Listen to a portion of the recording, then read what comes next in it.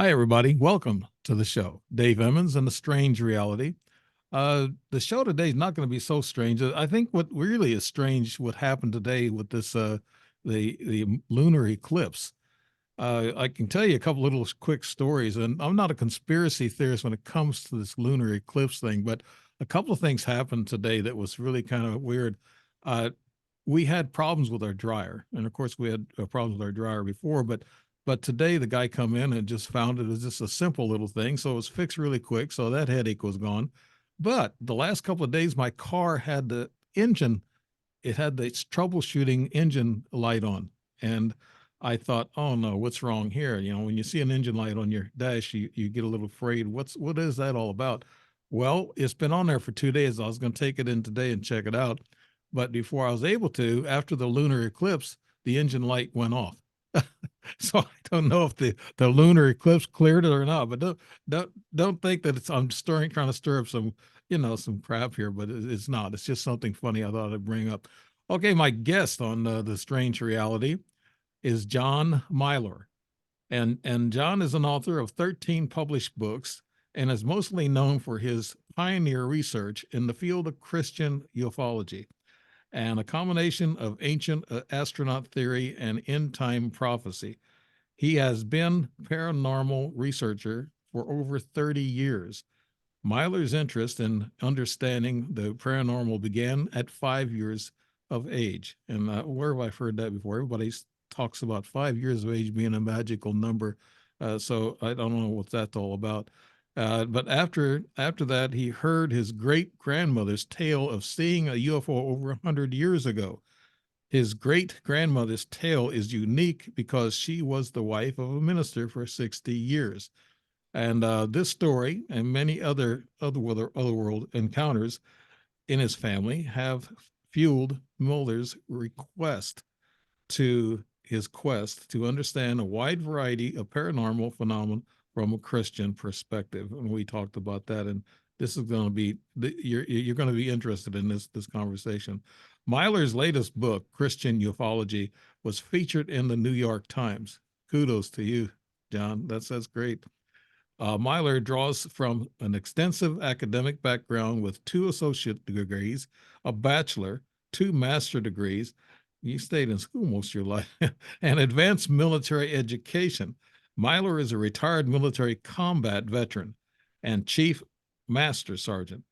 He began his military career as an active duty Army infantry M60 gunner. I know who those are, and retired as a chief of cyber operations for the U.S. Western Air Defense Sector. And he's had a top secret security clearance, and he's worked with that kind of stuff. And I've talked about the guidelines that he wants to stay to. He said he'll know it when he feels it. What to say. So, John Myler, welcome to the show. And you want to add to your bio and or just get a starting point there? Yeah, thank you for the intro. Thank you for letting me on the show, and I'm really happy to be there, to be here, and to illuminate the discussion with what I consider reconciling my faith with the existence of extraterrestrial life. That I enjoy because my wife would enjoy this too. She's more of a she's a Christian based person and religious fundamentalist in a way, and she always talks about UFOs and ETs, and she says, don't just talk about them. She said, and like you said in your notes, you said not all ETs or UFOs are evil, and they're not. And if they were, I would be hurt or maimed or something from the action that I've had. So John, could you kind of start us off where you got started? And you said 5 years of age in your family history. Let's start there where your interest grew. Yeah, so when I was, it, I'll go all the way back to 5 years old, like you said, Sure. and I was at my great grandmother's house. Now, she's the wife of a minister, as you read, and turns out when she was a kid, she saw a UFO. She and her sister, um, and she announced this to the family at a family gathering.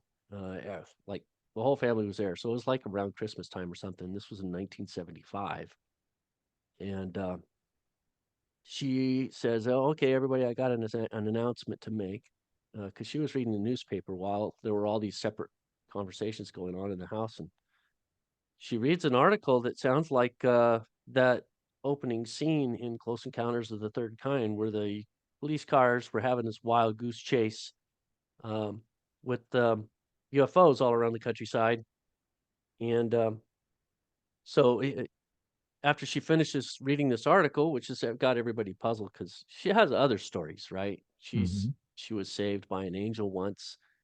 Um, she also had a heart attack, or no, a stroke, um, years before I was born. It almost killed her. She was paralyzed on the left side of her body. She couldn't talk. She was in a hospital, and she said Jesus walked into the room and smiled at her, and she was healed.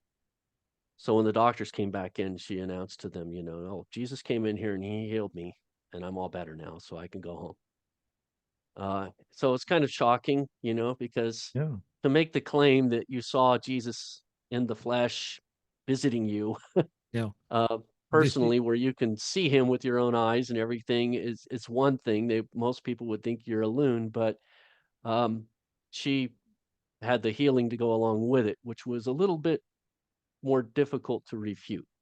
Right. Um, so these are the kind of stories you would expect. She saw an angel, she saw Jesus, even, right? Hmm. Um, and talk about on fire for Jesus. Like, this woman was, holy roller, old time, from Kentucky.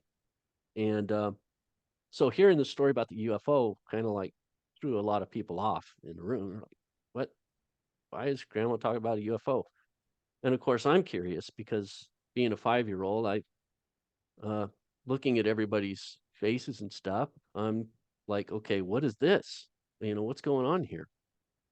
And when she finishes telling the story, she said, she puts a newspaper down. She says, when I was a little girl, I saw a UFO. So this is over 100 years ago. She said it was, like, I don't remember exactly how long she said, but it was like a normal vehicle type size UFO, probably not any longer than like 30 feet or whatever. It's not like it was a mothership or anything, but it was cigar shaped, and it had polished aluminum type exterior, which they had never seen anything like that before, because they lived way out in the country in Kentucky. Neither her or her sister had ever seen an automobile. So to see this thing fly by, when they had never even seen an automobile, was like they had no frame of reference. Right. And it had a glass bubble on the top, and they even saw the guy inside turn and look at him as he flew by. So he was very close. Um, Did and they then he zipped describe? off into the sky. So that's a thing, being 5 years old, I didn't hammer her with 50,000 questions like I would now. Mhm. What was his head like a regular Yeah. looking person, or Right. did he have hair? Yeah. Uh, That's what I was but just going to ask you. I guess you're yeah, telling me now that you didn't get a description of the. I didn't hammer her with all those questions like I would now if she were still with us, unfortunately. No.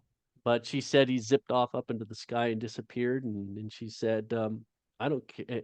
Her and her sister ran home and told their mother. She swore them to secrecy. She told them, don't ever tell anybody this ever again. And very fundamentalist family. Um, Giving an example, she found them playing with a deck of cards once, and she snatched that deck up and she burned it in the oven. Oh That wow. was from the devil. Mm-hmm. Uh, in her mind, people get shot in card games. So ain't no card games entering that house because it's, back in the cowboy days. Um, so her and her sister say, okay, well, we're not going to talk about that, but it was pretty crazy thing that we saw, right? And then her sister died when she was a teenager. So grandma kept this to herself, what, 70 years? Till she reads this article, and it's like it all came back. It's like, you know what? I got to get this off my chest. And then she summed it up by saying, I don't care what people think, those things are real. So at 5 years old, you know, my great grandmother didn't lie about anything. She once told me, she's reading the Bible every time I, come over to spend the night or whatever. And I once asked her, you're always reading that book. You ever going to finish it? And she said, oh, I've read, I'm on number 27 now. So she read it 27 times. It's just Mm. regular Yeah. habit of reading it cover to cover. So this was her life, right? And she never saw any need to reconcile. They were just both real. Yeah, there's things out there, and yeah, the Bible's real, Jesus is real, and all that's real. So I kind of just had that in my subconscious as a kid. But the faith part didn't kick in until I was 21, and I had a vision myself that I wasn't looking for God, but um, he came to me in a dream and revealed himself to me in a remarkable way. After I woke up from the dream, I asked who the invisible person was in the dream, and the name Jesus audibly spoke in my ear, like so close I could like practically feel the whiskers on my ear. Mm. Uh, Shocking, absolutely shocking, because when you ask a question to yourself after you wake up from a dream and you're sitting there remembering your dream and you just talking out loud, talking to yourself, you're not expecting somebody invisible to be there answering your question. So that's, I came to Jesus because of that, not because of an altar call or a sermon or whatever. And the thing is, if you'd asked me if I was a Christian before then, I would have said yes. But the way I lived my life, the things I was doing, addictions I had, uh, didn't have any resemblance to a Christian life. So I had my own kind of theology. I believed in evolution, for example. Um, I was super into the paranormal, and part of that came from my mom's side of the family, right? Because my mom and dad were divorced. I was raised by my mom. My sister was big time into the occult and the paranormal, so she was into ghost hunting, and she always had these creepy stories and stuff. And um, of course, the UFO thing that my grandma said when I was 5, I'm hitting my mom up with all these questions, like, well, what's a UFO? Um, so for her, it was an easy answer. We watch Star Trek all the time. So she said, Star Trek, right? Well, it's probably a little more real than most people think. So I'm like, okay, Bible, Star Trek. All right, no problem. But as I got older and I got more into, I just deeply fascinated by the unknown, the paranormal. I did all this experimentation and stuff. So it started out with reading. My mom saw how curious I was. I had questions about everything, especially paranormal stuff. So she bought a subscription to Reader's Digest, Mysteries of the Unknown, right? You And they know, get you this. John, can you describe to us paranormal? I know paranormal, you can take UFOs and ETs and throw it in the same bucket of paranormal. Some people do. I kind of Yeah. separate them. Paranormal is things that go bump in the night, basically. Hmm. Is that what you're talking about, John? Among other things. Yeah. Mysteries of the Unknown. So it was this whole um, multi-volume set of like 24 different books that came. One would come every month or so, and I'd read these books. So I literally had an encyclopedia of the paranormal in my head. Um, UFOs, of course, was one of my you know coolest topics because those go many ways, but um, UFOs and ETs tend to blend over into other paranormal things. Yes. Yes. So, like some abductions, for example, now we know we hear testimonies of people being actually pulled out of their body. So they're astral projected into a ship, not even physically taken out, but they could pull a spirit out of somebody. That's true. Um, I know. I so yeah, so there's astral projection and out of body experiences and um, palmistry and tarot cards and casting runes and reincarnation, all of these different paranormal things. I was just very encyclopedic about learning all these things. And it got to the point where it wasn't enough just to read. I needed to experiment myself. So I worked with trying to astral project, trying to channel as a medium. Um, I got Ouija boards on 2 different occasions and got stories about that. That pretty much marked that off my list. Not a good idea, Yeah, that by the way. conjures up a lot of negative energy. Yes. It is it's divination. So yeah, there's a lot of things out there willing to say that it's good and act like it's good, but you know, don't believe it. Hmm. There's a reason why the Bible talks about divination and says you don't do that. Um, so there's all this stuff that I was into for many years. And then of course the when I was in the army in the jungle of Panama, probably the most craziest thing that I've ever had happen was I was in a guard position behind Fort Sherman in the jungle, um, guarding the perimeter of the military base, Fort Sherman, and this ball of light came up from the jungle, flashing on and off. And me and the guy who antagonized me the most when I was in the army, my corporal, team leader, he was with me at this guard post, and I woke him up, so he was there to witness this. And of course, they really liked to make fun of me a lot in the army because I was interested in the paranormal. Uh, Sort of made myself an easy target. Had practically this little shrine in the room with all these books and crystal balls and all kind of stuff. So it's easy to pick on somebody, and when they sort of gift wrapped it for you, like I Hmm. did. Especially the military guys, they're always Yeah. really Oh man, mean. They, ruthless, man, yeah, they ruthless. can get mean. Yes. Uh, yeah. So infantry in particular, so the grunt of the grunt, right? And but this ball of lights flashing, and I'm like, normally corporal here would be ripping me a new one, but now he's faced with seeing this thing that he can't explain. I had my night vision goggles, I'm looking through them, uh can't see it when it's not flashing on. So it would flash on about every 30 seconds or so, and it made a V line or right for our position. And then it stopped flashing on, you know, like what is this thing doing? You know? Mhm. Um, and I told the corporal, I'm gonna try to talk to it. He freaked out.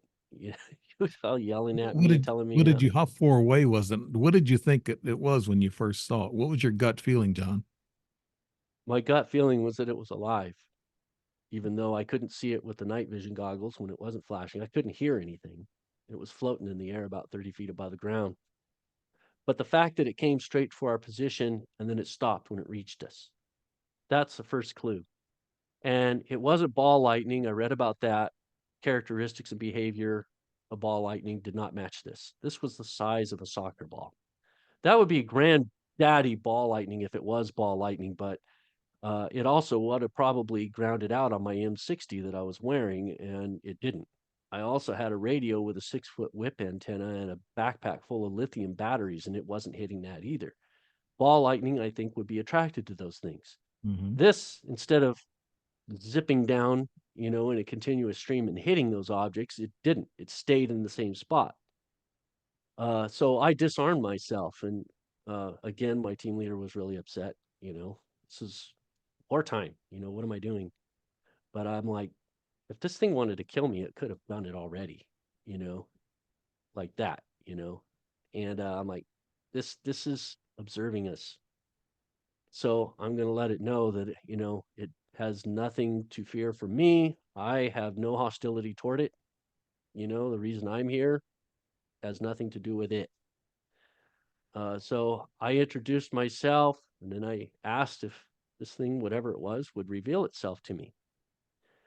And it stopped flashing every 30 seconds, like it was thinking about it. Like, how am I going to respond? Then I suddenly felt this presence overcome me. And it was the only way I could describe it as the feeling of being watched times 1,000. And not only that, it was a feeling of being watched from a very specific location. Like it was letting me know I am right here. And then I felt it moving. And it was very intimidating, very powerful, whatever it was. Um, and it flew right over my head. And I lifted my night vision goggles and I was telling the team leader, I said, it's coming toward me. It's coming toward me. and he was about ready to run. You know, he thought I was going to just get hit and fall over dead. Um, but I ended up doing a 180 with these night vision goggles, and I said the next time it's going to flash right there. And when I said the word there, it flashed exactly where I pointed. It was And reading you. Yes, it was reading. yes, so it understood what I was saying enough to flash on cue, and it transmitted to me its location. And so it was some kind of language where it let me know I'm here exactly in this location. Um, so I don't know how it did that, and it wasn't like a normal language or anything, but it certainly did communicate that to me, and I was really excited. And I told the corporal, hey, this proves that thing is alive. That's sentient. I don't even think it's a probe. I could feel that thing, Mhm. and it showed intelligence. It responded to me. So I Was was the really corporal a excited. naysayer? Was the corporal a naysayer? Was he just Oh, off the chart. I yeah. mean, he's denying this thing like it's just he didn't know what to say. He's just basically catatonic. And I was just talking up a storm. The thing continued to it did a circle around our perimeter, flashing on and off as it went, like a complete sweep, 360-degree sweep. And then it went off down the jungle. We had two other positions down there, and it did the same thing to both of those positions, went around them, flashing as it went, and then it went off back into the jungle. Did any of the other guys report this incident? No. So here's the deal. I actually have some pictures here. Let's see if I can You can hit the share show button. you what that looks like. Let me. But yeah, the next day I brought it up when everybody was together, and boy, did I catch. Um, so the corporal, I kind of put him on the spot, and I said, so what do you think about that thing that you and I saw last night?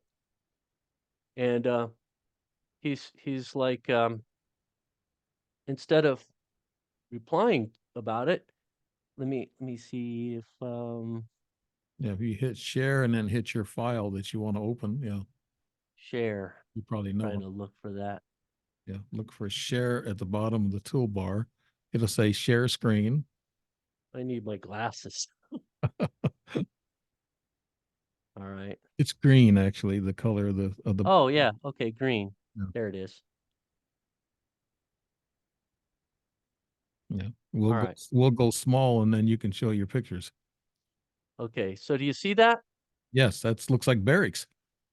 Yeah. So this is Fort Sherman right here, and then we were in the jungle back in here. Hmm. Um, this is Green Hill, part of the obstacle course that was back there, and that is a huge cliff. You don't fall going down that, or you die. This is the Caribbean Sea. It's right there, and that's me. I'm 60 gunner. M60. And of course, this says danger, live explosives, stay on road. And we were off to the side over off the road in our position, which I don't know why. We did convoys when I was there. So this was during our convoy mission. Um, Now this right here is pretty much what it looked like. Extremely bright, like a camera flash. It would kind of blind you a little bit. Right. It was When white light. when it, yep, brilliant white light, just boom, and didn't make any noise at all. Just this really brilliant white light, and then of course it did what it did, which is just straight up bizarre. And I'll take that sharing off.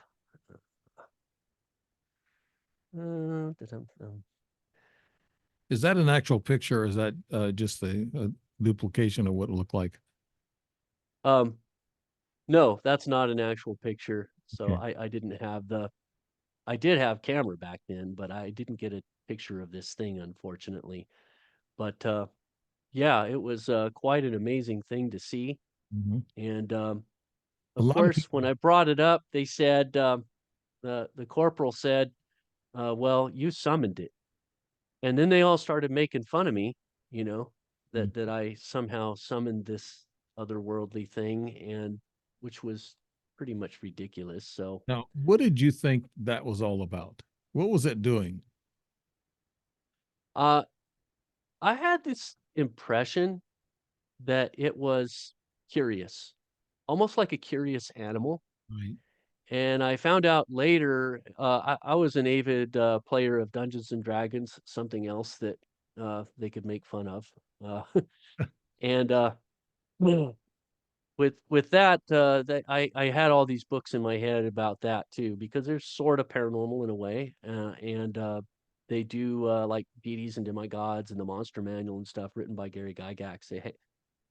Based on a lot of legends, because he did a lot of research doing those, Mm-hmm. writing those books. And there's something in there called Willow the Wisp, and I think that's what I might have saw, which is this trans-dimensional creature, sort of here, sort of not, and it comes from Irish and Scottish folklore, and you actually have one that they show in the movie Brave.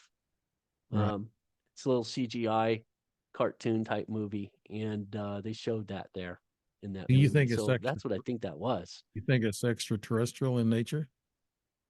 Um, Possible. It could have been that as well. It's widely known that war and conflict tends to attract these things. Yes.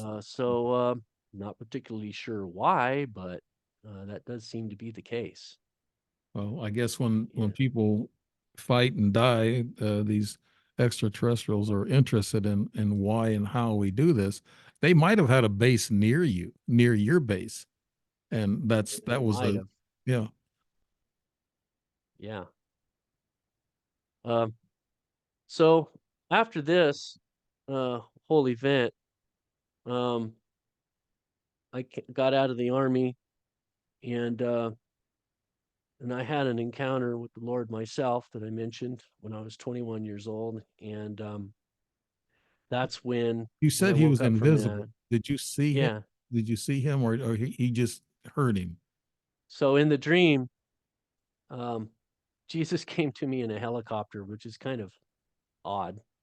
It was a Black Hawk helicopter, and I was in this really horrible place, like a compound, a cartel compound or something. People all over the place with guns and stuff, and I thought I might die any second. But this Black Hawk helicopter landed, and the door opened up, and I heard a voice saying, "Get in." So I jumped in and flew away. And the pilot's doing all this crazy stuff in this helicopter. Um, he goes flying through a tunnel and then out the other side, and there's these power lines we almost hit, and he does a flip around the power lines. Um, and I'm just screaming and like, oh my goodness, I thought we were gonna crash, you know. But no, we come out of it just fine. And when we're out the other side of it, uh, it's this beautiful prairie of grass and golden wheat, and the sunrise is coming up, and I just feel like this weight lifted off of me and all this peace and tranquility. And I'm like, wow, I haven't felt this good in a very, very long time. Um, that was a dark time in my life, Mhm. actually. And Yeah, I felt that way too. yeah, Euphoria, kind of a spiritual euphoria, and I felt that too. Did you want to take off the share button? I'm trying. Okay, just hit Uh, the green button again. The I green. don't even see it. It apparently disappeared. Okay, let me see if I can get mine. And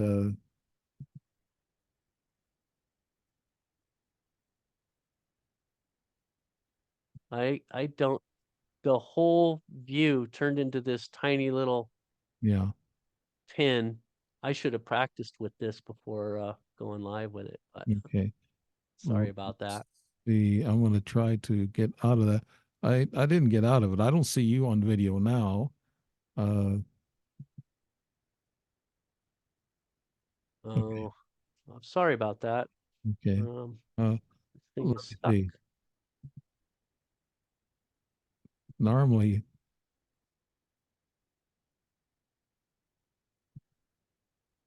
let's see. Okay, now you got to speak. Oh, There you go. there you There. go. Yeah, I hit my button to say no to sharing, and then you had to hit yours to stop your share. at the same time. Yeah. Okay, now I So, just see your name, John Myler. all right. Your your video. Check your video camera. Make sure there's not a line in it. There you There go. was. There you go. Sorry. Sometimes when you hit those shares on these applications, things can happen, and they do happen. Yeah. I've I had shared in SteamYard last time, so I thought, oh, it can't be that much different. But no, it's not quite as intuitive, but that's fine. Now I know it. Yeah. All right. Yeah, StreamYard is live too. Most of that, and that's what I usually I'd use Zoom because I pre-record. Now let's get Uh-huh. into some of your books, John. The Paranormal Christian, you wrote that in 2021, and you said this is offered as a free book. I guess they can get that online free. And what did you have the Paranormal Christian? I mean, you've had other paranormal events. I look at there's every time you have an ET connection or experience. Usually, paranormal events usually happen around the house afterwards. That's what a lot of these people are saying. Hmm. And I have that too myself. You find coins in places you're not supposed to find them. Upwards, little things. I found a lot of those, little Yeah. white feathers, things of that nature. So those are upwards, and those are kind of like a paranormal. But I asked some of these people who's been researching, just like you, you've been 30 years into this. I asked some people, what's the difference between an angel, an ET, a poltergeist, and a ghost? And there's some thought that goes into it first, and then they say nothing because they're all coming from another dimension. Do you feel that way too? Uh, It's interesting people say that, but what do they mean by other dimension? Um, so when I talk about other dimensions, I don't mean outside of time space altogether. I believe that all dimensions are part of God's creation and that we live in a multidimensional universe. It's right. actually a multiverse. Mhm. And M theory, the latest mathematics we have in quantum physics, basically agrees with that. And the Bible also agrees with it. Simple example would be hell is in the heart of the earth, right? Mhm. It's another dimension. Another dimension, uh, a lower dimension, you could say, less glory. Atomic frequency resonates at a lower frequency, and Earth is a smaller planet. And in a higher dimension, you get a higher frequency, and Earth is a larger planet. We're actually in Middle Earth right here, where we're at now. I've This heard is a that. cursed domain that we're Mhm. in. The existence of death and sin exist in this domain, but we also are a creative domain. You have birth here, you have reproduction in this world. Mhm. So I can't say for sure, but I would speculate that in the lower dimensions there that does not exist. That that realm is populated by the living from this realm that do not ascend but go down. Um, So you're kind of so saying that is kind of the hell portion of right, yeah, right. That's that would hell be is in the heart of the earth, and it specifically states that in the Bible. So, the first uh, dimension. Then you have the second dimension. We're in the 3D. We're the third dimension. They claim when we dream well, and I think they're all 3D. Honestly, I think that they're all three-dimensional Mhm. realms Okay. composed of physical matter, atomic structure. It just resonates at a different frequency, a lower frequency.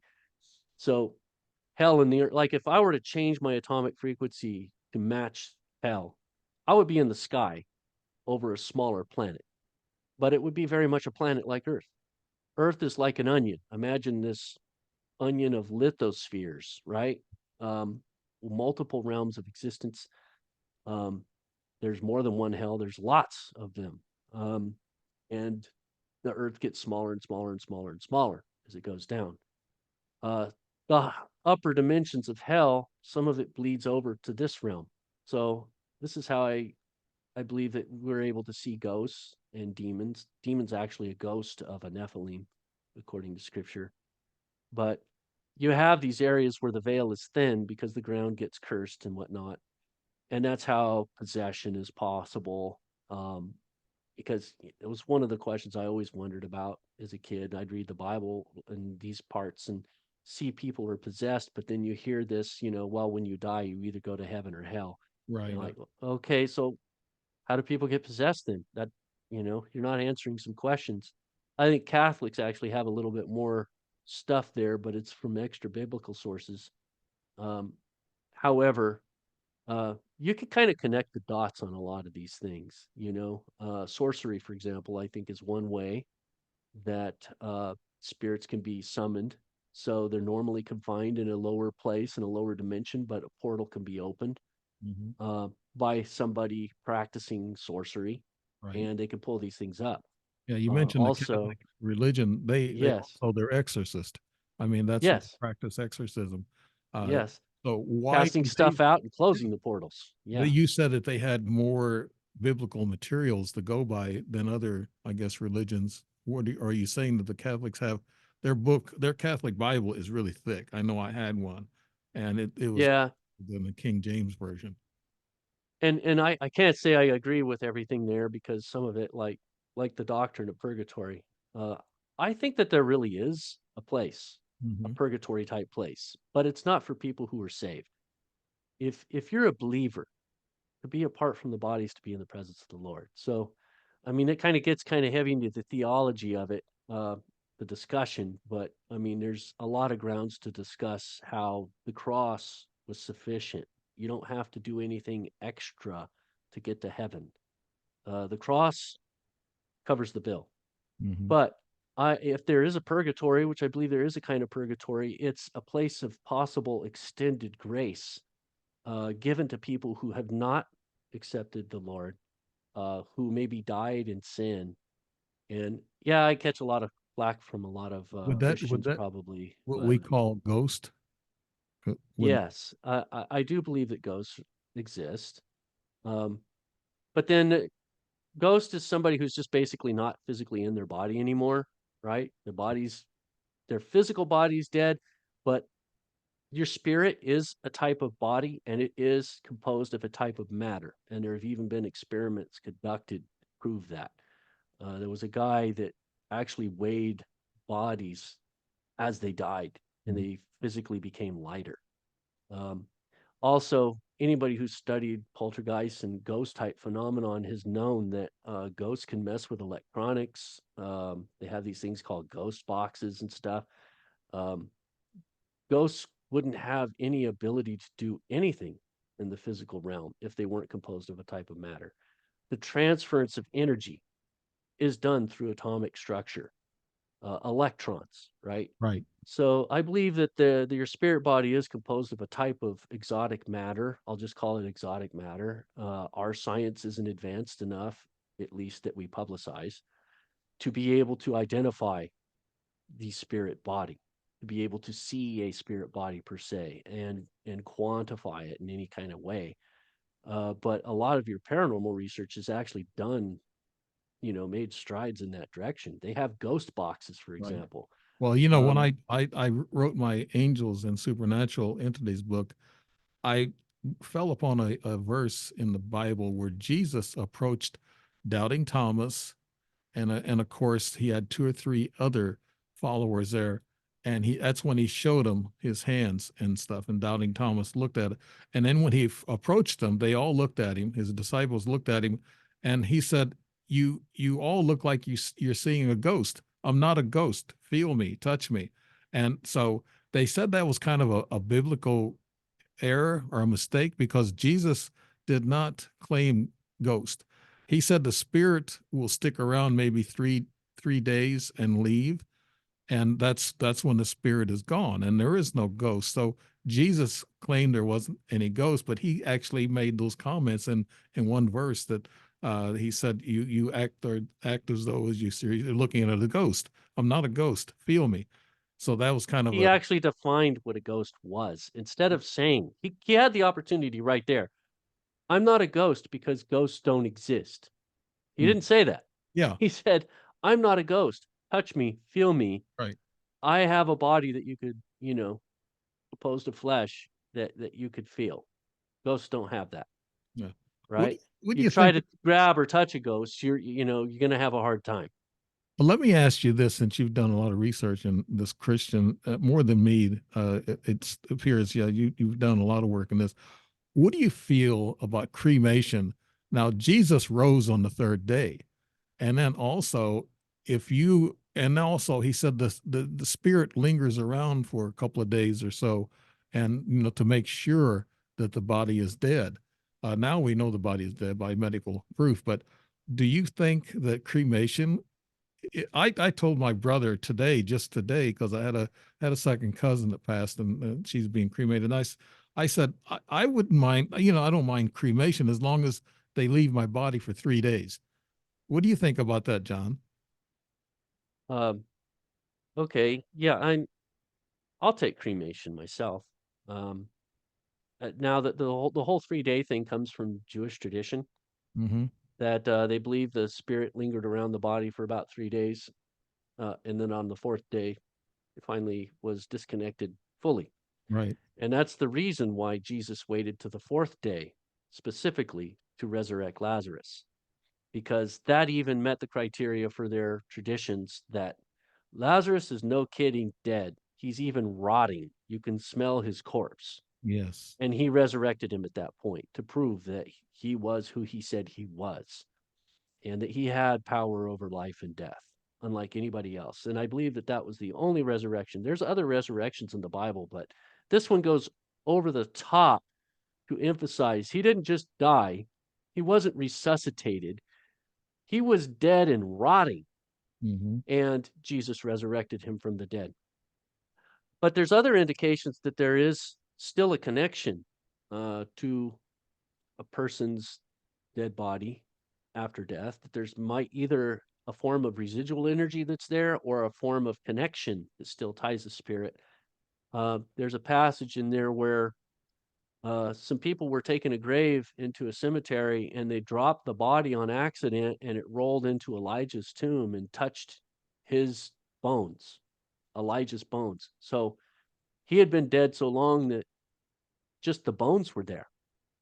And when this dead body touched Elijah's bones, he resurrected from the dead. So there was still enough God's glory, either residual energy or still a connection with Elijah where he was at. Um, Elijah, I believe it was, that because Elijah's gone, he went away in a chariot, but Elijah died physically, and there was still enough glory in those bones to resurrect a dead body from the dead. Um, so there is a connection with spirits in the dead body. And there's also all kinds of things in the Old Testament about ritual cleanness, ceremonially clean. Hmm. If you touch a dead body, you're ceremonially unclean for a specified amount of time. You have to wash your hands and different things like that. And I think part of it is that there's an energy there, and it can attach to people. And something that our modern science has gotten far, far away from is the idea of spiritual sickness, like possession. It's kind of a taboo thing to, suggest that somebody's possessed. But honestly, it's probably very closely linked to like mental illness, and it's a sickness. It's anybody can get it. Kids can get possessed. So it's not necessarily anything you did wrong. It Hmm. could be going into the wrong location that's Right. cursed. It could be touching a cursed object.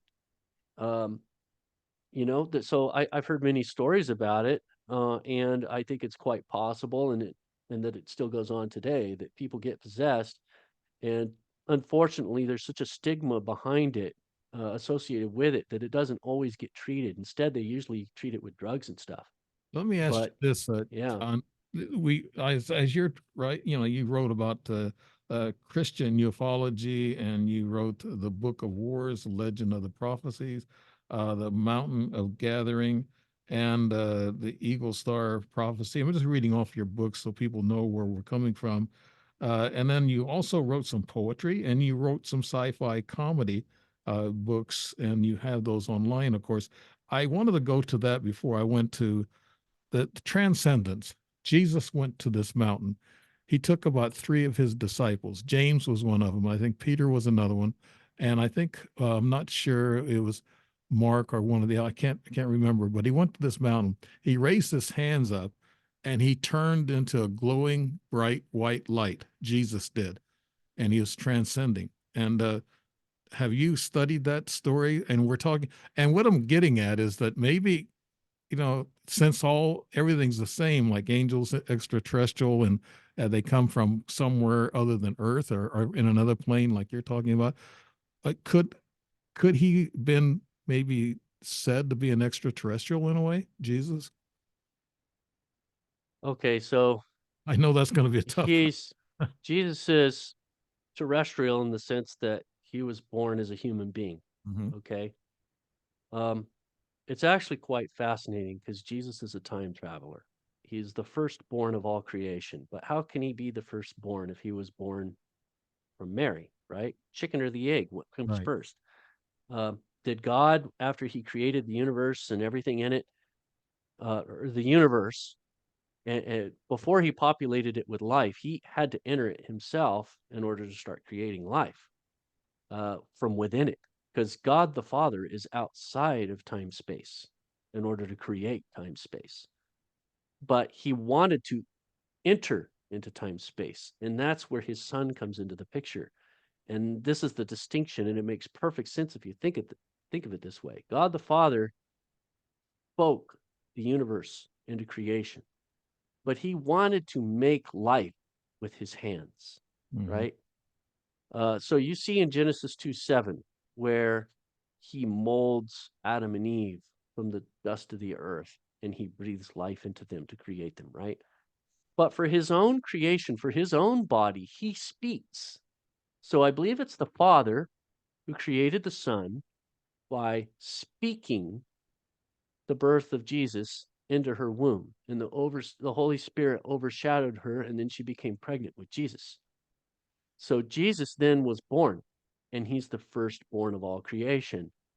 Then, after he lives his whole life, dies, gets resurrected from the dead, and ascends to heaven, he then travels back in time before any life exists in the universe, and he starts creating the angels because now he's got a body. And all these incarnations of God that you see in the Old Testament, like Moses seeing the back of God, and then the Israelites, 72 Israelites on the top of Mount Sinai eating a dinner with God, um, the encounter of Joshua on the Jordan River. He encountered the captain of the Lord's host, um, of the Lord of the hosts. And that was another incarnation of God because he told him, take off your sandals because you're standing on holy ground. Um, the burning bush. All of these are actually Jesus because it's God inside of time space in his creation that he created. And the Father is outside of time space. So if you want to call that extraterrestrial, yes, he's been to other planets, but he is not an ET in the sense that he's a created being because he's not. He created a body for himself in his creation, the same as he created the universe itself. There were two angels though that created Jesus in Mary's womb, and that's where I get, that he was created from somewhere else, or some other type of DNA or whatever. But also in the book of Judah, you might have read this. I don't if you ever read the book of Judah. It's actually Yeah. they don't like putting into the Bible, but he says when in the Garden of Gethsemane, when the temple priests had their little army there, and they sent their soldiers there to arrest Jesus there in Gethsemane Gardens, that Judah told him that he's a shapeshifter. He can change his appearance. And so the high priest said, how are we going to know Jesus to arrest him? He said, I will kiss him on the cheek, and that will be the man that you want. And he said he Judah, is that an extra biblical book? 'Cause I'm familiar with the book of Jude. no, Is this is that what you're Judah. referring to? This is Judah. Judah, the This is one book of of the Judah. Yeah, this is one of the books that they did not put in the Bible. Oh, okay. Okay. It's one of those obscure books, but that's what the story of Judah said. That's what he says. And also, when Jesus asked his disciples, "Who do you think I am?" and Peter said, "You are the God, the Almighty." But then Judah looks at him. He says, "I know who you are." So, was there a special connection, or I'm relating this to I guess it could have been like the transcendence and all this Was other. it is that the book of Judas Iscariot? Yeah, the one who committed Well, I the. would question the I would question the contents of that book. Yeah, but, Uh but also Mary Magdalene had a book too that reads a little differently than the Bible. And sometimes you have, and Egyptians had the Book of the Dead that read a little different. That if you get into studying that, but that's getting a little deep in the biblical thing. I want to get into what you're actually. I don't want to get you sidetracked and get you upset with me with no, no, I won't be upset. taking you into different Hit directions. me up. I could Okay, take you anywhere you want to go. okay, good. Why do you think Christians label all UFO alien related phenomenon as demonic? Let's Okay, clear yeah, that up. that's a really good question because so something that my great grandmother didn't have to deal with was, a lot of people talking about this, basically saying that, you know, if you believe in ETs, then you're automatically endorsing evolution.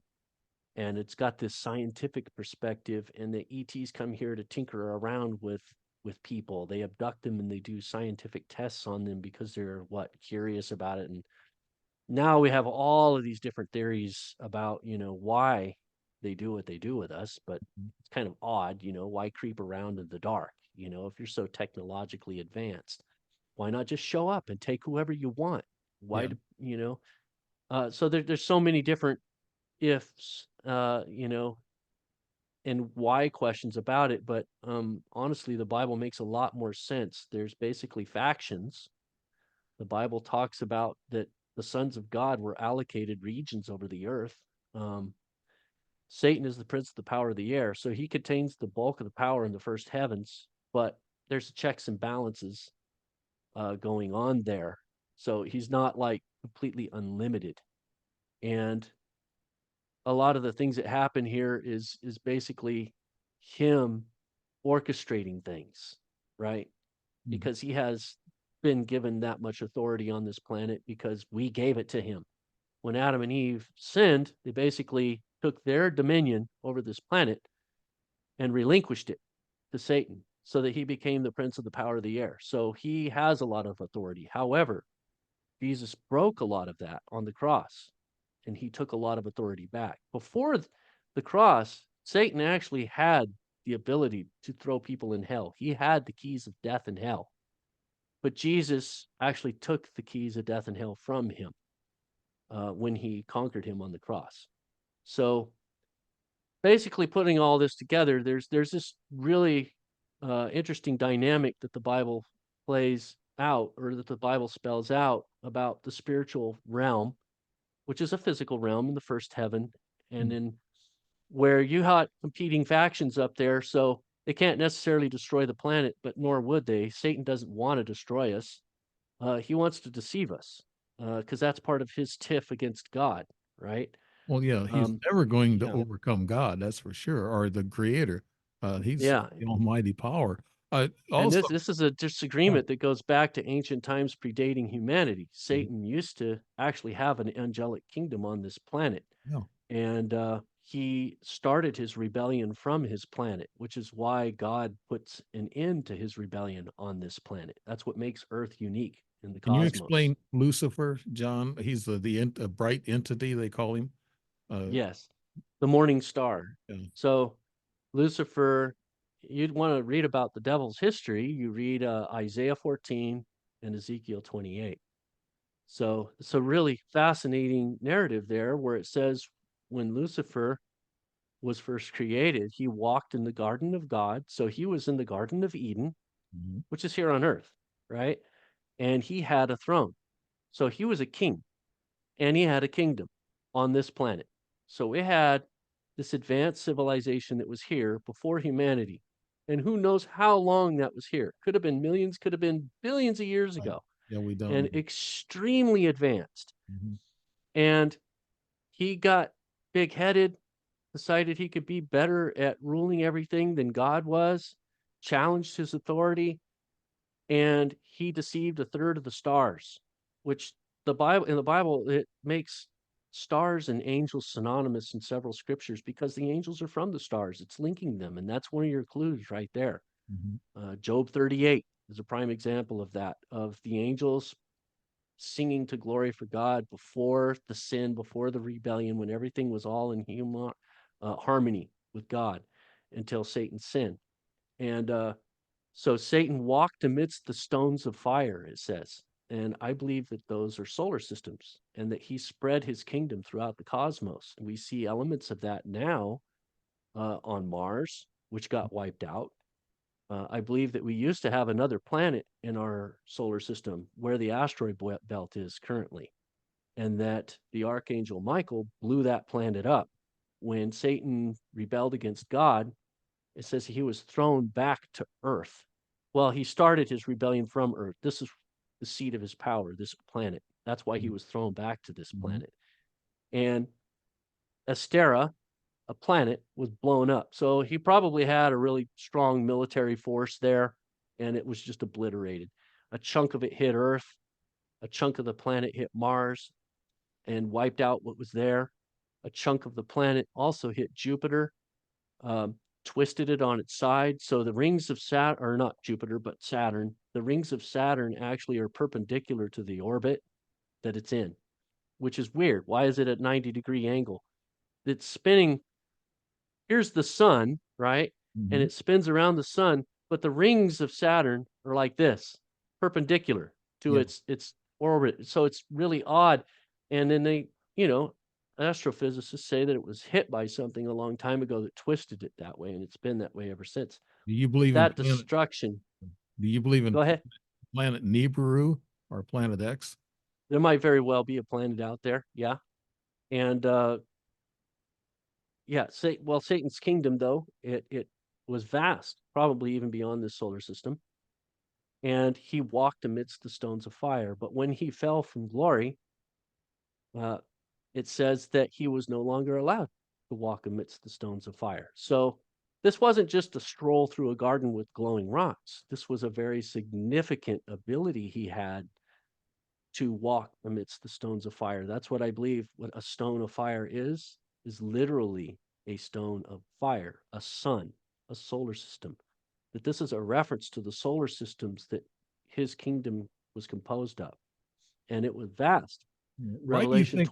12. Why do you think God, the Creator, the Almighty, permits Satan or Lucifer to run their game on the life forms like us? Why do you think that He allows that, John? Yeah, so this is a very deeply theological question, and it has to do with God's very nature. God is love. And we see that in the book of John. He references it twice very succinctly. God is love. So if you want to know why God does anything, why he says anything, all of his actions, all of his motivations, and all of his behaviors, because of his very nature is love. So our ability to comprehend him will only go so far as our ability to understand what love really is. Mhm. So it's one of those very mysterious things that's it's both simple and it's also profound. And I think anybody who's honest would say that there are elements of love that go beyond human comprehension because it's divine in nature. Right. And but God is love, so that's the first element. The second element is that for any being to be truly sentient, to be alive and thinking and able to make decisions, it has to be able to decide and have free will to do, uh, to make decisions based on what it thinks is right or wrong. Mhm. And God wants all of his creation to understand what love is, and he wants to teach all of his creation what love is and why that's correct. Why, if we're going to live, if we're going to exist and be a family for all eternity in creation, we need to love each other. And he has to create everything in such a way that A, we have the choice, but B, we choose the right way, right? Mhm. And so he created time so that there would be a temporal period, limited period within the scope of all creation where you could choose to disobey, period of grace. and in that learn the consequences of that, and then come out the other side and understand and agree with God why what he wants, what the things that he shows you as right and wrong, what he's teaching you, why you should agree with him on that. Yeah. And anyone, and then so Satan was the first one, and it's probably took his rebellion. I would be surprised if it lasted millions of years. Yeah. My Uh, takeaway from Jesus' teaching says love, forgiveness, and then there's a life after death. So mhm. it's the soul that goes on. Let me ask this question here. You have written some notes here that does the UFO phenomena intersect with teachings about end times prophecy? We have a lot of sightings nowadays, a lot. I don't know if it's because of our technology that can have these cell phone cameras and take pictures, but we're getting a lot of UFO activity, and even the military is talking about UFO activity. Why do you think is that intersecting with the teachings of end times? Are we in those end times, John? Yeah, definitely, I believe so. So this is when I first had my encounter with Jesus. I made this frantic list of like, what do Christians do? They pray, they read the Bible, they go to church, they get baptized, and Mm. I just started systematically going down the list, and the things that I could do right then and there was read the Bible, and I found one. So I started reading it, and of course I came across Genesis chapter 6, very first Bible, like 2 pages in, of the Bible, um, that you're reading about angels intermarrying with humans and having these genetic freaks as children, so that and when I first saw that, I was like, how could I not see this before? Um, You talk about you the know, yeah, the Nephilim, right? And the Raphaim, yeah. uh, that that right there, the Bible's telling you that angels are physical beings capable of sexual reproduction, which there's this whole conundrum that Christians get caught up on. And I talk all about that in the book, about how angels can have sex. They have had sex. They're not supposed to, but these were fallen angels that were doing this.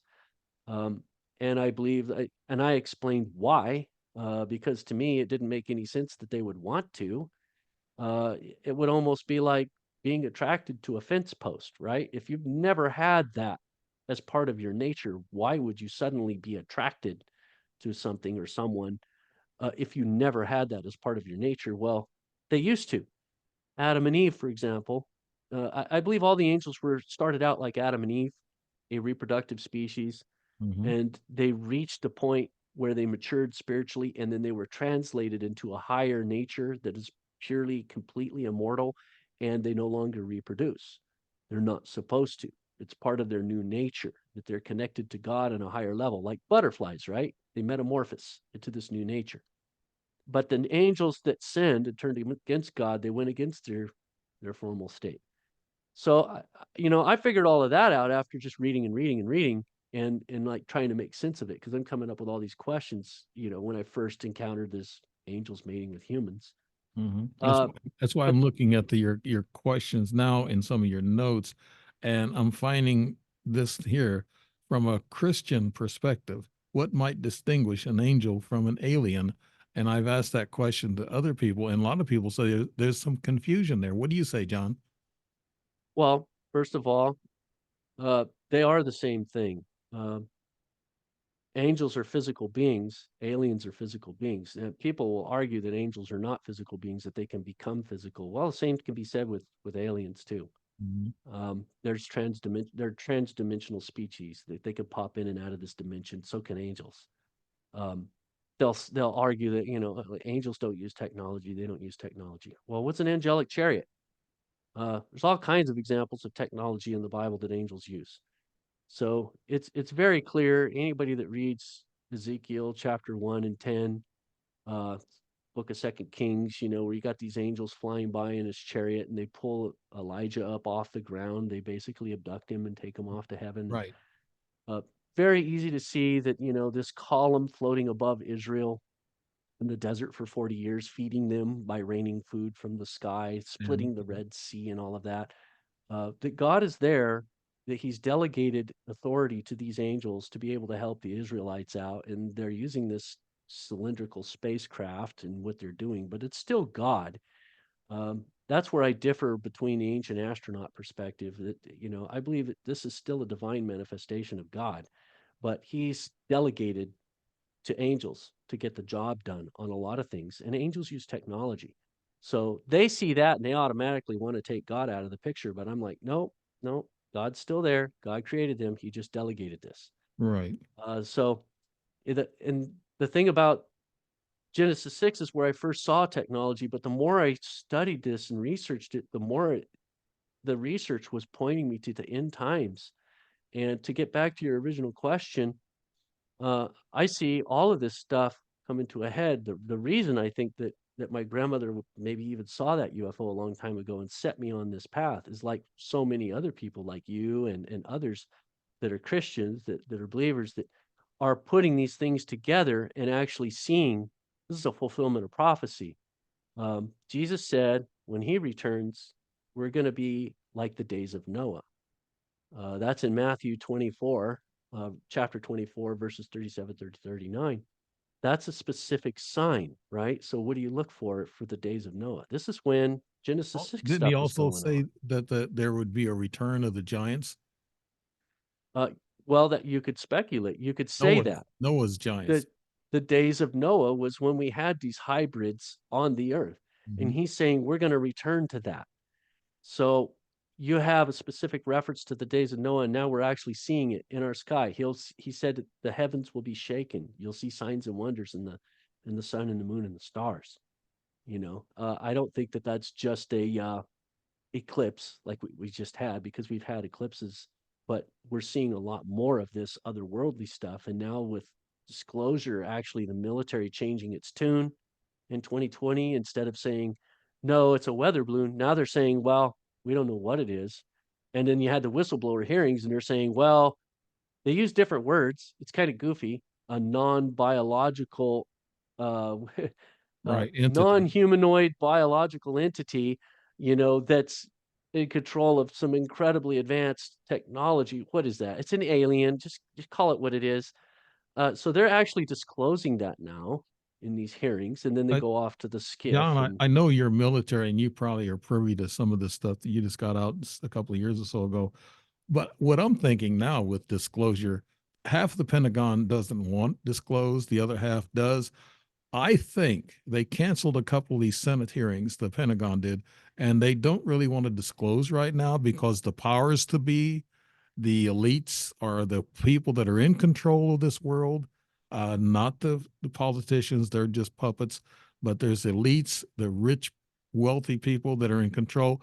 They don't want disclosure. From my thoughts, from what I've been talking to other people, I was on the show earlier and we talked about that.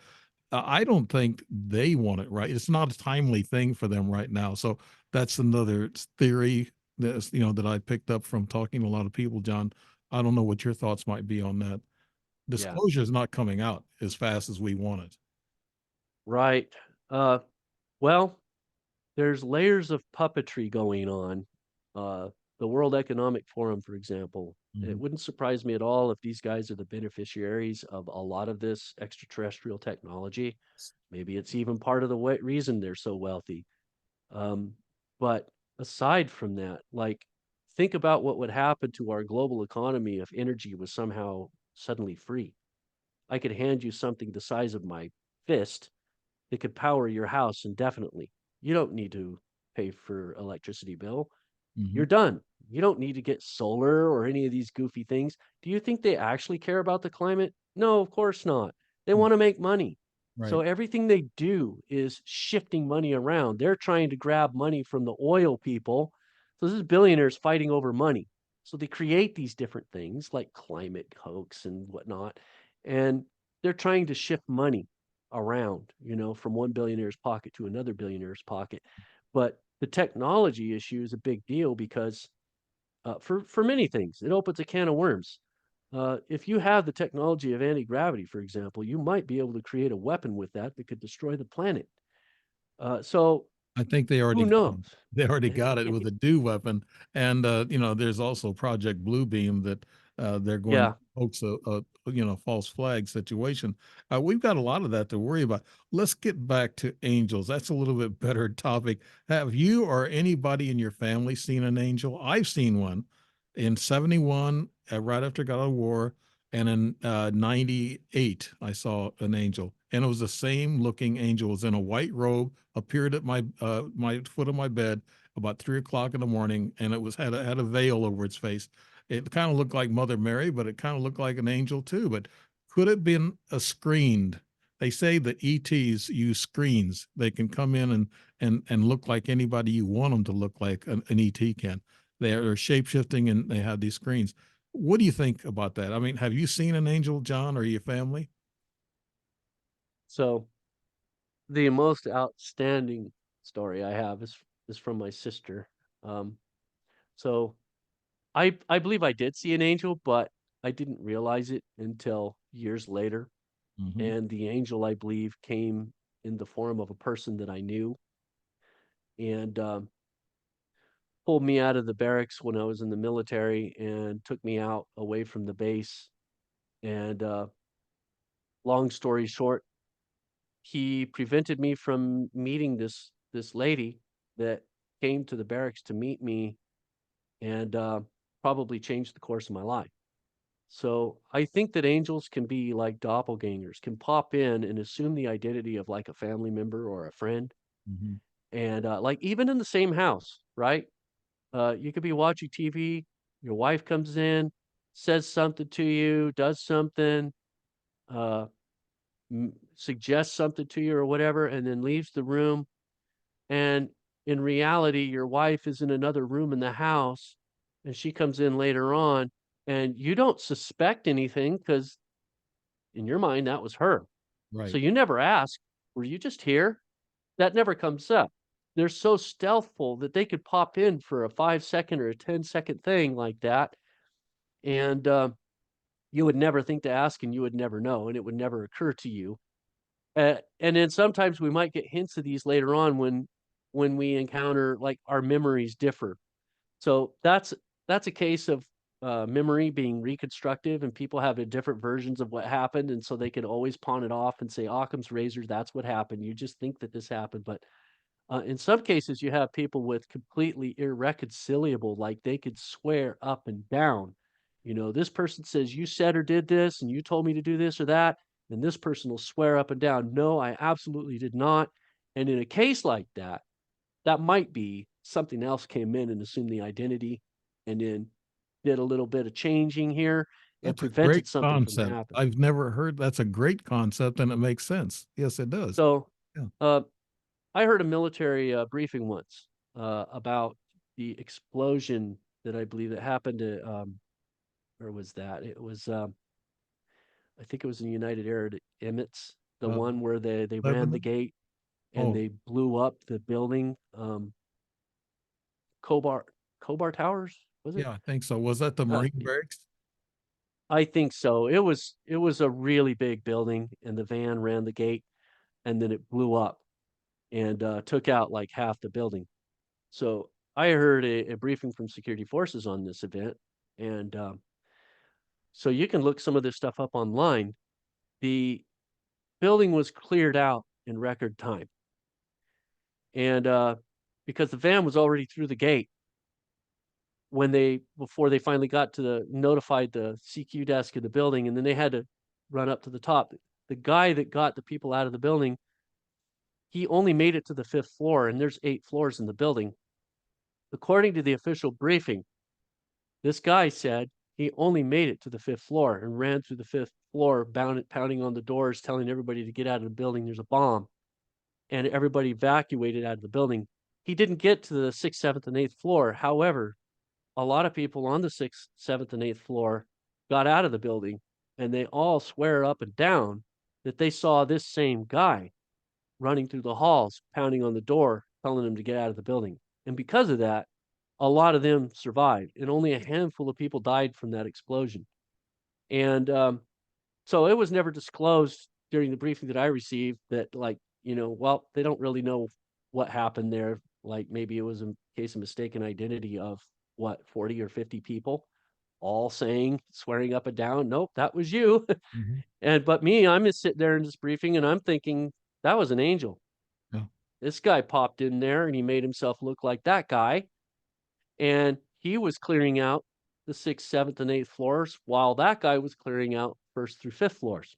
Yeah. Now you And hear about doubles or clones or right. uh, that also mask. You know, they have these masks, and you're probably familiar with those. Mm, Like you can really go into the White House with a mask of one of these staff members and trick them. The CIA did that one time wow. with a mask, Wow.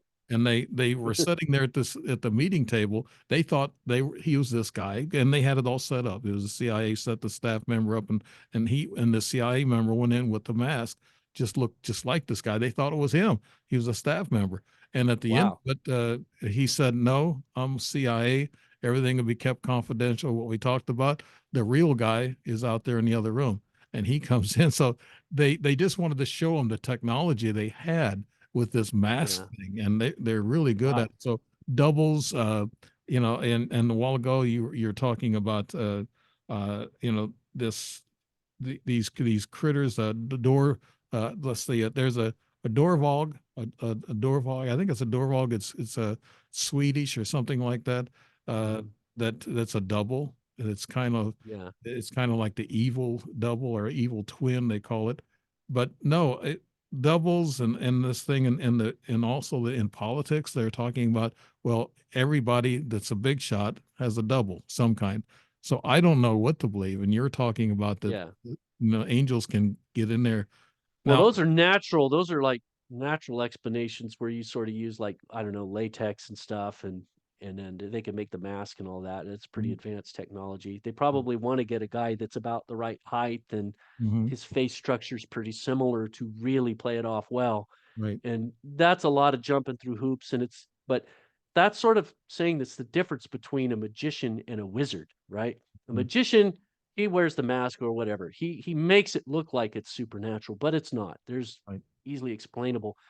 What angels can do when the really powerful ones exactly are for example, they're literally able to shape shift.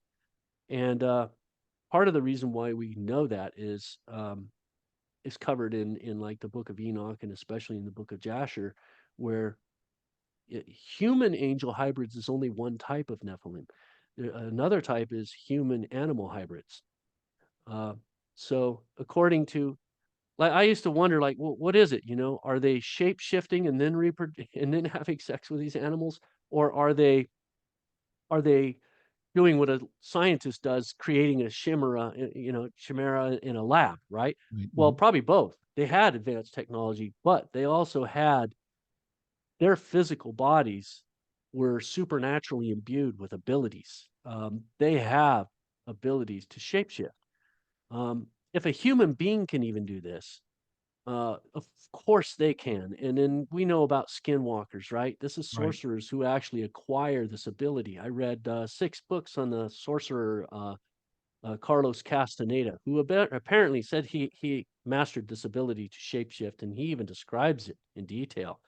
That your spirit body is like this egg, and you can change this dial on yourself, and then change the form that your body takes, and your atomic structure comes unglued and then assumes a different form. Um, and the sorcerers are able to do that. So if they're able to do it, of course, angels can do it. And then they actually genetically reproduce with another species. So that's way beyond like putting on a mask, you know, Right. that's true doppelganger shapeshifter experience. I guess you And keep up with Skinwalker Ranch, don't you, I've John? seen it. Yeah, I've seen they have everything at that place. Yeah, they got all But kinds of scientific equipment that backs them up too. Uh, yeah, Now, in all of this, what we've been talking about, the from a ufologist perspective, is there anything unique about the Earth, or is it merely one among countless other inhabited worlds? And we know that there's many, many, many inhabited worlds out there in other universes. I don't know what your thought is about how many universes there are. Could you maybe give me a you know, play on that, John? so the Bible says that there's innumerable angels. All right. So Mhm. even in today's quantification world where we're really, specific about numbers. The last estimate that I read on the number of solar systems we have is 70 septillion, Yeah. which is 10 followed by 22 zeros. Mm. And then on top of that, those are the solar systems, not the planets. Each solar system itself could have one or more planets. A lot of them have tons of planets. So, well beyond 70 septillion, the largest number I know is 999 decillion, a number with an actual name. At that point, I refer to numbers in terms of like exponents, right? 10, a 7 times a 10 with so many, zeros. Um, so add to that the fact that the universe is a multiverse. So each planet is a multidimensional construct. So not only do we have all the species of this planet here in this dimension, but in lower dimensions, you got species there, and in higher dimensions, you got species there. So there's a multidimensional construct to each planet, so that even a single planet is extremely packed with life. And so that shows you how vast creation is. It's also a clue as to how long it took the deception to occur, because it says in Revelation 12:4 that the dragon dragged a third of the stars from the sky. A lot of people take that to mean that he deceived one third of the angels. How long would that take when you're talking about that much life that's out there in the cosmos? It's incomprehensibly large. Mhm. So this rebellion had to take its pace over a very, very long period of time. When you say dragons, in my ET thoughts, we're talking reptilian, and Yeah. they're a pretty old species as extraterrestrial names. They're very violent and they take over things. Let me go through a list of things and then we'll talk about some of your military background. You got into paranormal topics in general, biblical perspective, specialized in ET studies, ancient astronaut theories, recent ufology studies, two screenplays. Now, The Mountain of Gathering and The Book of Wars. Did either of those screenplays make it to the screen, John? No. And if there's any agents out there listening to this or watching this, uh, hit me up. I'm trying to get these things recognized because I think they're dynamite ideas. Totally different genre than this, though I hint at it. Mm-hmm. So The Gathering is the backstory of the animals' journey to Noah's Ark. Okay. So that's literally in the Bible. Genesis 6:20 says the animals went to Noah. He didn't go round them up. So something supernatural happened there where these animals, they perceived like this calling, and they were gravitating like a global migration to this certain location where Noah was at. Mm-hmm. And sort of like Abraham, when he was called to leave his homeland and Right. go to a place that the Lord called him, the promised land. Well, these animals did the same thing. So I thought, what a great idea for a children's story. We got all these Disney movies about animals, but nobody's ever done a story about the oldest, most famous animal story in the world. And that's what this is. This is Yeah. the Gathering migration. by two. Yeah. I Yeah. your current endeavors are studying MUFON field manual. You're getting involved in MUFON prophecy prepping conference in Nevada. What conference is that going to be? Is that already over with? No, no. They said it's going to be in March sometime. Okay. But it's a combination, and like I'm covering the paranormal UFO aspect of it just to kind of let people know, hey, we might be seeing some kind of crazy stuff coming up in our near future. Okay. And you're Um, rewriting your first yeah, sci-fi book. That yeah. has something to do with the ETs and humans or whatever. My first sci-fi book is about a guy who uh, becomes crippled, and he has what they call locked-in syndrome, where people that go through this are paralyzed, but they can't even talk. Oh They wow. could basically just blink their eyes.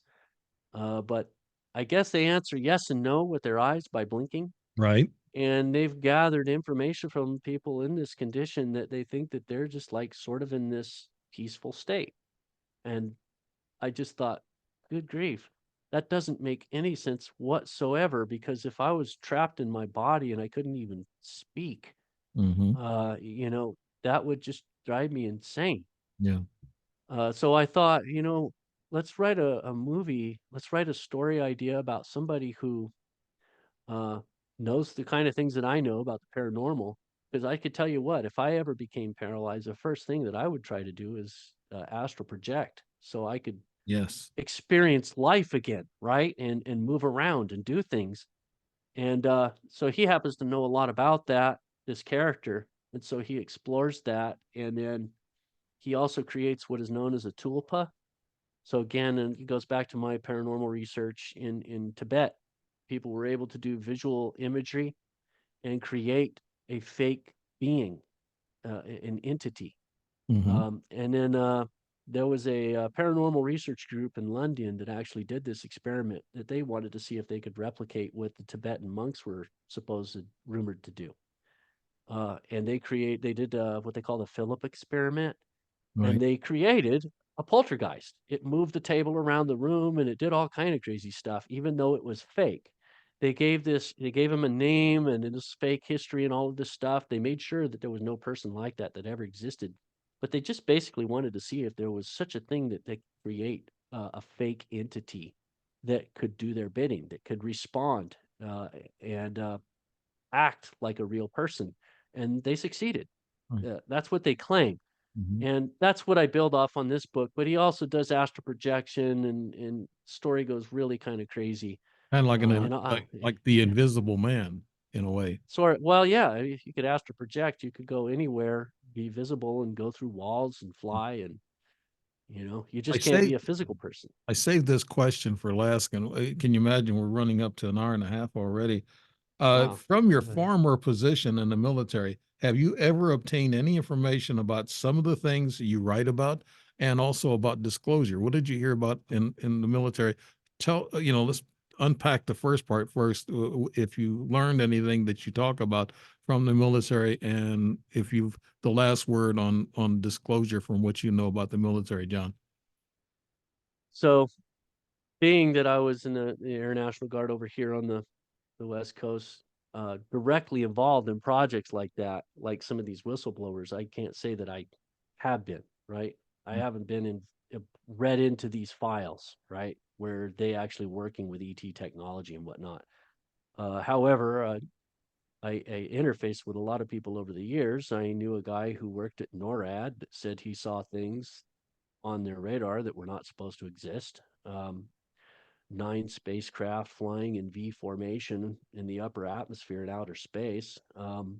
You, like back then, this was like in the 80s that he Hmm. saw this. We had space shuttle, right? But Right. we didn't have like jets like an F-15 size. He said that they were the size of a school bus and they were flying in a V formation, just cooking right along at a ridiculous speed in the upper atmosphere. So I hear stories like that. I knew another guy who was in the Air Force that saw a UFO flying through the sky and stop right over their communications building and shoot a beam of light down on top of the building. And it was there for about 30 seconds. They pointed a radar dish at it and it just like wasn't there. The radar just couldn't see it. Ooh, And wow. then it flew off. Yeah. So there was that story. I knew another guy who told me about he heard that they had laser technology that could create holograms that look like real physical objects, like a person walking on the desert, or a jeep just not there, or create another jet flying next to them but it's not really there, but Right. it looks like a real physical jet or whatever. So I've heard these kind of things, and that same technology could be used to simulate a a spacecraft, so that you would think you were looking at a UFO, but And it would Project be a Bluebeam. Yeah. laser projection, right? Yeah. So yeah, that I believe was Project Bluebeam that I heard about. Hmm. Um, and then of course the I did hear that there was something highly classified going on up in Antarctica, which Right. really piqued my interest because I'm like, okay, I've heard things about Antarctica, so what's going on there? But where I heard it, they basically just told the guy that asked about a deployment going there, they told him to shut up, and they shut it down very quickly. That tells a Uh, lot. yeah, That yeah, really, that's almost like like spilling the beans.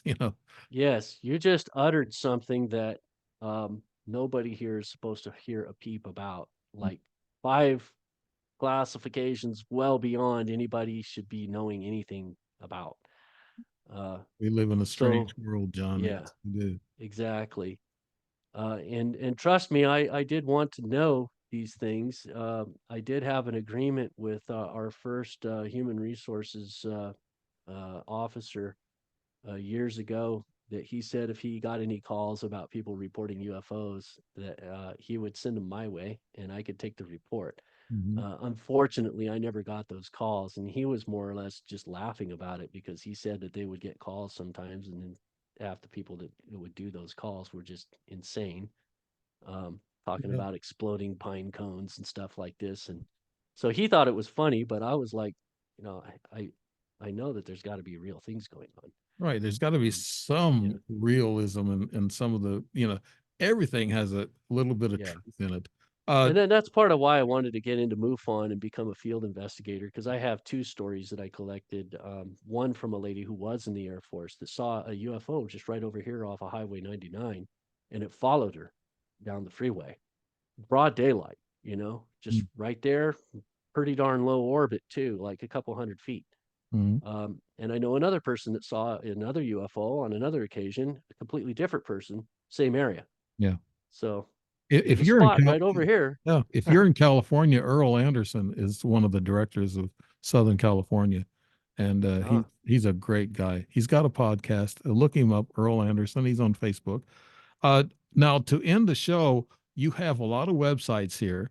What is the best way to simply get a hold of your works and things about you, John?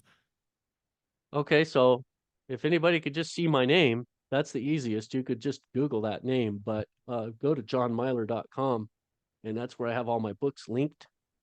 Uh, and then a couple of my books have their own landing pages, Yeah. christianufology.net, thestrongdelusion.net, aliensinthebible.com, Mhm. aliensintheantichrist.com. So those are books that are named after the website's named after the book, but all of those actually go to my main website, johnmyler.com. And also, your books are on Amazon, and you're on YouTube and LinkedIn. And so, yeah, there's quite a few places they can, and a lot of times they can just Google your name, John Milor, Yeah, and just look that up and look at the Christian ET connection, and then they'll come up with all kinds of pages. That's what I tell people sometimes, like yeah, Google me, baby. you yeah, you won't find out yeah, about me. It's all on Google. But I want to thank you so much. This time went by so fast, and this is an interesting, topic, Christianity and ufology, mixing those two together, and angels and devils and things of this nature. It's fascinating because it's all part of our human history, and we have to believe that most of it is true. Where I know we're being told that what we know about history is not really what we think we know. It's not really true. So I have to yeah. believe that part of it too. Any closing words, John? Anybody that wants to email me questions or if you want a copy of my book, if you email me questions and you ask for a copy of the book, you want a free copy. Um, all I ask is that you give me a review on Amazon, and I'll email you copies of my books. Hmm. So freebie for anybody who's watching this, if they want to take advantage of that, JMILOR. So that my first initial, last name at yahoo.com. Got it. Jmyler at yahoo.com. I'll put that in the narrative on the when I post the video. Should be this weekend. I've got I did a show today, and I'm backing up on shows. But what I want to do is get each show enough airtime, before I pile another show on top of it and distract it. So that's how I have to manage this thing. You've been listening to John Milor, and great conversation. Loved it, and I wanted to get into that part of it, the Christianity thing. And you've been listening to Dave Emmons on A Strange Reality. And we want to thank you for listening. We hope that you got a lot out of this program. I know I did. There's a few concepts that John brought up that I never thought about. And I learned something, and pieces of the puzzle just keep coming together. Thank you all for listening. And thank you so much, John. Bye bye for All now. right. Thank you. Bye.